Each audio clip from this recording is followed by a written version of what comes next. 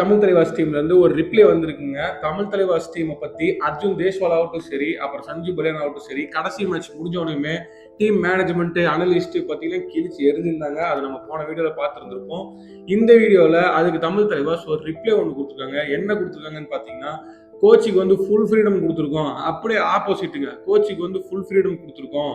Team player select பண்ணுறதாகட்டும் சரி, இல்லை வந்து ஸ்ட்ராட்டஜி பண்ணுறதாகட்டும் சரி, எல்லாமே கோச்சுக்கு வந்து ஃபுல் ஃப்ரீடம் கொடுக்கப்பட்டிருக்கு அப்படின்னு சொல்லியிருக்காங்க. 16 post match press conference attend பண்ணாமல் இருந்தார் சஞ்சு பலியான். ஆனால் கடைசி மேட்ச் அப்போ இதை வந்து அட்டன் பண்ணிட்டு ப்ரெஸ் கான்ஃபரன்ஸ் வந்து அட்டன் பண்ணிட்டு எங்கள் மேலே தப்பு இருக்குது அப்படின்னு சொல்லி ஃபால்ஸாக ஒரு அக்யூசேஷன் வைக்கிறாரு சஞ்சு பலியான் அப்படின்னு சொல்லியிருக்காங்க. இது மட்டும் இல்லாமல் சஞ்சு பலியான் மேலே இன்னொரு குற்றம் என்ன சொல்கிறாங்க அப்படின்னா, நிறைய பிளேயர்ஸ் வந்து சஞ்சு பலியான் மேலே கம்ப்ளைண்ட்ஸ் பண்ணாங்களாமா.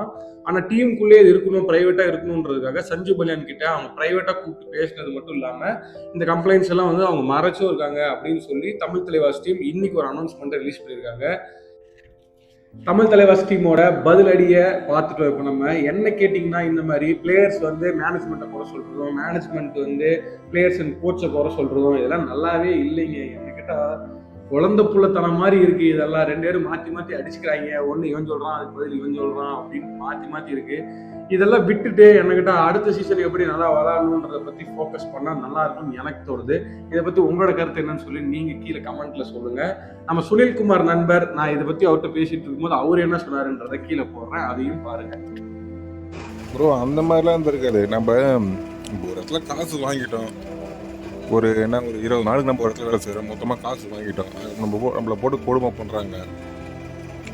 வெளியில் இருக்கணும்னா தெரியும், சரி எதோ வேலை செய்கிறாங்க போகிறாங்க, எதோ ஜாலியாக இருக்கிறன்ற மாதிரி தெரியும். ஆனால் உள்ளுக்குள்ளே நம்மளுக்கு தான் தெரியும் எவ்வளோ நம்மளை கொடுமை பண்ணுறாங்கன்ட்டு. நம்ம பாதிலே சொல்லிட்டு பாதிலே வெட்ட கிளம்பிட்டோம், அந்த காசு கொடுன்னு சொல்லிட்டு நம்மள கேட்பாங்க.